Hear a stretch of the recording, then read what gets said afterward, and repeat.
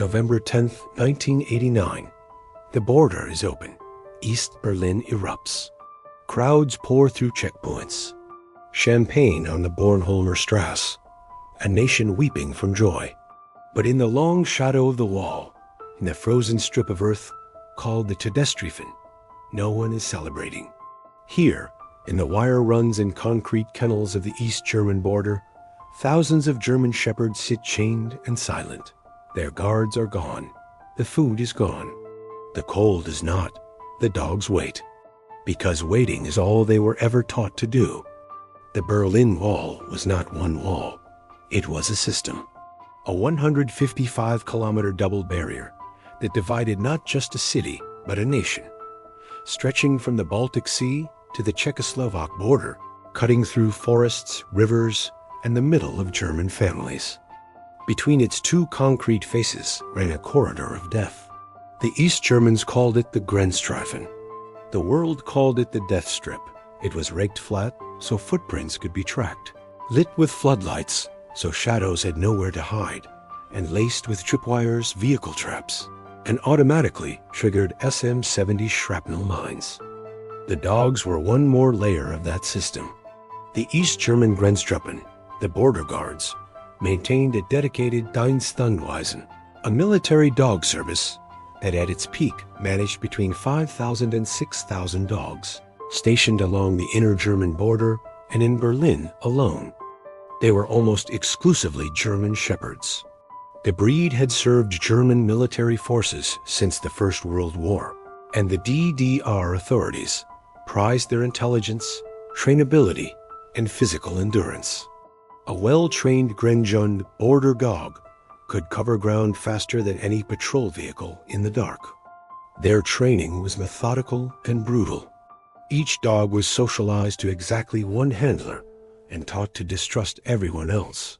They were conditioned through reward and punishment to attack on command, and in some configurations, when left on long-chain systems called Lufthanlagen, to attack anything that entered their territory without prompting. At least 3,221 people successfully crossed the inner German border despite the dogs, the mines, and the guards. But an unknown number did not. The dogs were not the worst of the wall's defenses. They were simply the most alive. Then, on the night of November 9th, 1989, a Politburo spokesman named Gunter Schabowski read a press release he clearly hadn't fully read, and announced that East Germans could cross the border freely, immediately, without condition. Within hours, the checkpoints were overwhelmed. The wall was effectively gone. The guards walked off their posts. The Stasi files began to burn. And in the death strip, in the freezing dark, the dogs waited for handlers who were never coming back. The first reports reached West Berlin within days. A woman named Renata Fischbacher, a veterinary nurse from Kreuzberg, told the story years later of hearing it first on the radio. A brief item, almost an afterthought, after the wall coverage, noting that border dogs had been abandoned at their stations. She wrote the date in her diary, November 16, 1989, 1 week after the wall fell. Most people didn't think twice about it. The news cycle was consuming everything: the fall of the regime, the reunification talks, the fate of thousands of Stasi informants. A few thousand dogs in the borderlands didn't register as a crisis. But for a small network of West German animal rescue organizations, it registered as exactly that. The Tierschutzverein Berlin, the Berlin Animal Protection Society, one of Germany's oldest animal welfare organizations, founded in 1841, began receiving calls, not from officials, from ordinary people who had been near the wall and seen the kennels, heard the dogs. The question no one had yet asked out loud was this: what do you do with 6,000 dogs trained to attack people, abandoned by a state that no longer existed, and slowly starving in the ruins of a border that had divided a nation for 28 years? The first organized rescue attempt entered the former death strip near the Checkpoint Charlie area on November 22, 1989, 13 days after the wall fell. A team of 4 volunteers from the Tierschutzwehr in Berlin, wearing bright orange vests so trigger-happy stragglers wouldn't mistake them for refugees, carried food, water, and wire cutters into the strip. What they found was worse than the radio reports had prepared them for.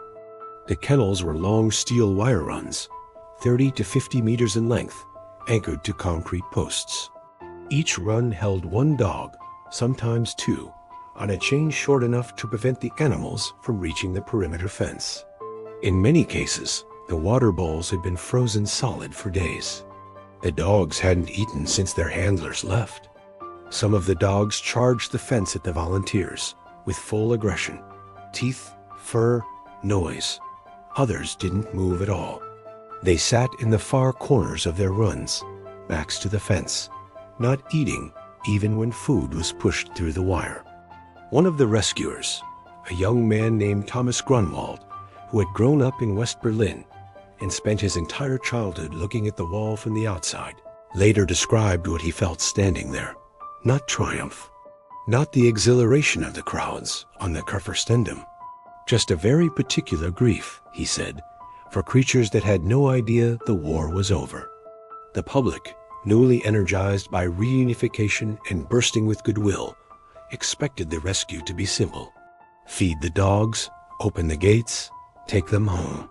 The newspaper Berliner Morgenpost ran a small piece in late November framing it exactly that way. Heartwarming survivor story. Happy ending imminent. The reality was far more difficult. The dogs had been specifically conditioned for handler exclusivity. Many of them had never been touched by anyone other than their assigned East German border guard. Attempting to leash them, even with food, often ended in bites, serious ones. Several volunteers required hospital treatment in the first 2 weeks alone. More troubling still was the question of the dog's legal status. The DDR had ceased to exist as a functioning state, but its assets, including its military animals, had not yet been formally transferred to any authority. West German animal welfare law had no jurisdiction in what had technically been a foreign country 48 hours ago. The Treuhandanstalt, the enormous trust agency created to manage the liquidation of DDR state property, had no protocol for dogs. They weren't factories. They weren't Trabants. They were living creatures eating through a budget that no longer existed, in a place that no longer had a legal owner. A bureaucratic silence settled over the question, and in that silence, the dogs continued to starve. By December 1989, the rescue effort had grown from 4 volunteers to several dozen, drawn from animal welfare groups across West Berlin and the surrounding Brandenburg region. Local citizens had begun dropping off donated food at collection points near the old border crossings. Then a dog escaped. A 4-year-old male German shepherd named, according to his kennel tag, C as R, broke through a section of damaged fence near the Teltow Canal on December 3rd and entered a residential area of West Berlin. He had been without food for over 2 weeks. He was frightened, disoriented, and highly trained. CSR injured 2 people, one seriously, before being contained by a Tierschutzwehr response team using a catch pole. Neither injury was life-threatening, but the incident made the front page of the Berliner Zeitung and the BZ tabloid the next morning. The headlines were, predictably, not kind to the rescue program. Local politicians in West Berlin's Senate called for the remaining border dogs to be euthanized immediately. The argument was simple, visceral, and politically convenient. These were weapons, not animals. They had been built by the regime to kill, and they would kill again? The Tierschutzwehr's director, Dr. Hedwig Kessler, appeared on Sender Fries Berlin television on December 5th. She brought documentation. She brought veterinary assessments. And she brought one argument that cut through everything. The dogs had not chosen their training any more than the Grenztruppen soldiers had chosen their orders. The euthanasia order was postponed, but it was not canceled. Dr. Kessler's team had already been conducting behavioral assessments on the border dogs throughout December. Quietly, carefully, and with a protocol developed by veterinary behaviorist Dr. Martin Schreiner of the Free University Berlin. What Schreiner's assessments revealed was counterintuitive, and to many people, almost unbelievable. The vast majority of the dogs were not irredeemably aggressive. Their handler-exclusive conditioning was deep, but it was conditional. In the absence of the triggers that activated their attack responses, specific uniforms, specific commands, specific circumstances, many of them reverted to something far more familiar to anyone who had ever owned a German Shepherd. They were curious. They were responsive to calm human energy. Several of them, when given time and patient handling, began to make cautious, careful overtures toward the volunteers working with them, sniffing extended hands, maintaining eye contact, eventually allowing touch. The dogs weren't killers. They were traumatized. And trauma, Schreiner's report noted carefully, was something that could be addressed. The assessments were submitted to the Berlin Senate on December 18, 1989. Of the 847 dogs formally assessed in the first wave, 791 were classified as candidates for rehabilitation and civilian adoption. That was 93.4%. The news reached the public in the days before Christmas. Germany was already a country in the middle of its most emotional season in decades. The story of the border dogs, abandoned by a regime, deemed unredeemable, slowly proving otherwise, landed somewhere deep. Stories like this one, ones that history almost forgot, are exactly why Silent Guardians exists. If this is your first time here, welcome. And if you've been with us for a while, you already know what comes next. Not every dog made it to assessment. The window between the wall falling and full rescue infrastructure being established was simply too long for some of the animals. In the border sections near Sachsen-Anhalt and Mecklenburg, far from Berlin's cameras and the concentrated attention of the capital's animal welfare organizations, the situation was starker. Here, local authorities had neither the personnel, the resources, nor in some cases the inclination to manage what they saw as a Stasi remnant problem. An estimated 200 to 400 dogs in the outer border regions died of exposure or starvation in the months immediately following the wall's fall. Most of them simply disappeared from the record, their deaths undocumented, their kennel tags unrecovered. The Tierschutzverein would later compile what records existed. For the dogs outside Berlin, the archive contained mostly absences, kennel numbers with no names, intake dates with no outcomes, handlers listed as whereabouts unknown. The regime had been meticulous in its paperwork while it existed. Its collapse had erased the individuals within it almost completely. The dogs of the outer border were a casualty of that erasure. The first formal adoptions began in January 1990. The Tierschutzverein worked with veterinary partners across West Berlin and the newly opened eastern districts to match rehabilitated dogs with approved families. The process was not fast. Each dog required a minimum 8-week rehabilitation period before adoption was considered. Prospective families underwent home visits, behavioral compatibility assessments, and mandatory training sessions. The same level of scrutiny applied to the placement of former police dogs. What no one had anticipated was who was applying. Former West Berliners who had spent decades watching the wall from their apartment windows. Families who had relatives trapped on the eastern side. A retired schoolteacher from Prenzlauer Berg who had herself been interrogated by the Stasi in 1983 and wanted. She wrote on her application, one of the good ones they left behind. By the spring of 1990, more than 400 DDR border dogs had been adopted into private homes across Berlin, Brandenburg, and the wider Federal Republic. The demand exceeded supply. Waiting lists formed.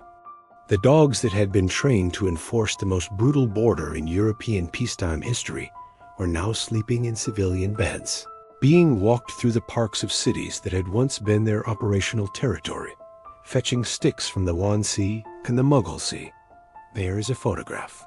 It exists. taken in March 1990 in a park near Treptow. A dog, kennel number GS 2847, formerly of the East German Grenztruppen. He runs, ears back, paws barely touching the ground. Toward a woman he has known for 6 weeks. She kneels in the wet spring grass. Her arms are open. He crashes into them. She was born in 1953 in East Berlin. She crossed the wall illegally in 1977. A dog exactly like this one was used to hunt her. She named him Frieden, peace. By the end of 1990, the formal rehabilitation program had processed more than 2,400 DDR border dogs. Of those, 2,189 were successfully adopted, a placement rate of over 91%. The Tierschutzverein Berlin documented the program in a 312-page internal report published in 1992, a meticulous record of kennel numbers, behavioral assessments, handler histories, and adoption outcomes. It remains one of the most detailed accounts of large-scale military animal rehabilitation in European history. Dr. Schreiner's behavioral protocols from the Border Dog program were later incorporated into German veterinary standards for assessing working dogs in civilian transition, influencing not just animal welfare practice, but the broader understanding of conditioned aggression and its reversibility. The former East German Grenztruppen handlers were not held criminally accountable for their role in the border system. Most simply returned to civilian life. A small number were later interviewed for historical record projects. Several, when asked about their dogs, declined to discuss it. The wall itself was dismantled in sections throughout 1990 and 1991. Most of it was crushed and used as road fill. A few preserved sections remain at the East Side Gallery, at the Gedenkstätte Berliner Mauer on Bernauer Strasse, at Checkpoint Charlie. The dogs left no monuments. They left something quieter minus 2,189 ordinary stories in 2,189 ordinary homes of an animal that had been given exactly one purpose and then given against every expectation of the people who built the system that used them, an entirely different one. What happened along the Todestreifen in the winter of 1989 was not remarkable because the dogs survived. It was remarkable because the people who saved them had to decide, in the immediate aftermath of one of Europe's most painful divisions, that something trained for cruelty was still worth the effort of kindness. Thank you for spending this time with Silent Guardians. Every story we tell is chosen because it deserves to be remembered, and you deserve to know it. If this one stayed with you, the notification bell is there when you're ready. We'll see you in the next one.